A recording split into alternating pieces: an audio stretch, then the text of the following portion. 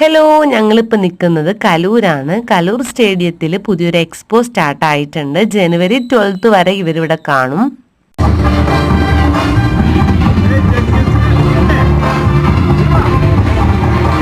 സഹറും മമ്മുമൊക്കെ നല്ല എക്സൈറ്റഡ് ആയിരുന്നു. കാരണം അവർക്ക് മെർമെയ്ഡ്സിനെ ഭയങ്കര ഇഷ്ടമാണ് കേട്ടോ. അങ്ങനെ ഇഷ്ടപ്പെടുന്ന കുട്ടികൾക്ക് വരാൻ പറ്റിയൊരു സ്പോട്ടാണ്. എന്തായാലും വെക്കേഷനാണ്, കുട്ടികളെ കൊണ്ട് ഇവിടെ വന്ന് ജസ്റ്റ് എക്സ്പ്ലോർ ചെയ്ത് പോവുക.